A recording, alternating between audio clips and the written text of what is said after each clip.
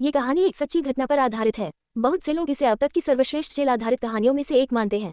इसकी तुलना अक्सर प्रसिद्ध फिल्म द शॉशैंक रिडेम्पशन से की जाती है।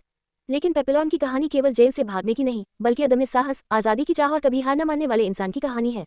कहानी की शुरुआत तब होती है जब हेनरी पेपिलोन शारिया को अन्य कैदियों के साथ कपड़े उतरवाकर जेल के जहाज पर चढ़ाया जा रहा होता है। उसके पीछे खड़ा एक कैदी धीरे से कहता है, सामने जो आदमी है उसका नाम लुई देगा है। वह बहुत अमीर है और उसने अपने शरीर के अंदर काफी पैसा छिपा रखा है।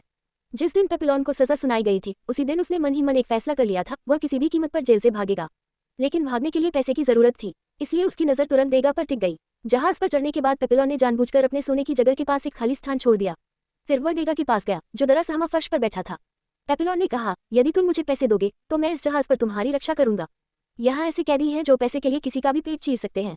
लेकिन देगा ने उसकी बात पर विश्वास नहीं किया। उसे लगा कि रिश्वत देकर पहरेदारों को खरीदना किसी कैदी पर भरोसा करने से ज्यादा सुरक्षित होगा।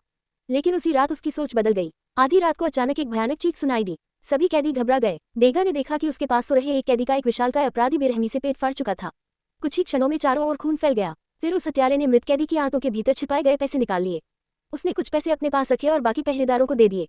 रिश्वत मिलने के बाद ही पहरेदारों ने सीटी बजाई और ऐसे व्यवहार किया जैसे अभी अभी उन्हें घटना का पता चला हो। उन्होंने लाश को उठाकर ऐसे फेंक दिया जैसे वह कोई इंसान नहीं बल्कि कूड़ा हो। ये दृश्य देखकर देगा समझ गया कि इस जहाज पर कोई सुरक्षित नहीं है। डर के मारे वह उसी रात पेपिलोन के पास पहुंचा और उसकी शर्त मान ली। अब पेपिलोन उसकी सुरक्षा करेगा और बदले में देगा उसे पैसे देगा। अगली ही रात एक और खूंखार कैदी चुपके से देगा की ओर बढ़ा। लेकिन पेपिलोन पहले से तैयार था। उसने बिजली की तेजी से हमला किया और अपनी शानदार लड़ाई की कला से हमलावर को मार गिराया। उस घटना के बाद दोनों के बीच गहरा विश्वास पैदा हो गया। कुछ दिनों बाद जहाज समुद्र पार करके फ्रेंच गयाना की कुख्यात दंड कॉलोनी पहुंचा।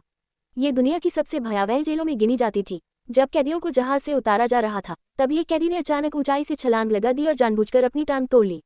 दर्द से वह चीख रहा था, लेकिन उसके चेहरे पर संतोष था। वह जानता था कि शायद अस्पताल भेज दिया जाएगा और उसे इस नरक जैसी जेल में प्रवेश नहीं करना पड़ेगा। कहा जाता है कि लगभग 80,000 कैदियों को इस दंड कॉलोनी में भेजा गया था। उनमें से अधिकांश कभी जीवित वापस नहीं लौट सके। जेल का वातावरण बेहद भयावह था। भीषण गर्मी, मच्छर, बीमारियां, जहरीले कीड़े और अमानवीय यातनाएं यहाँ की पहचान थीं। लेकिन इन सबसे भी अधिक खतरनाक था जेल का अधीक्षक। वह केवल कैदियों को सजा नहीं देता था, बल्कि उनकी आत्मा और मानसिक शक्ति को भी तोड़ देना चाहता था।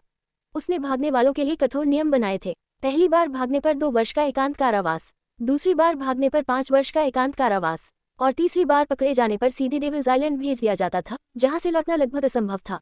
इस जेल में सैकड़ों कैदियों को एक ही विशाल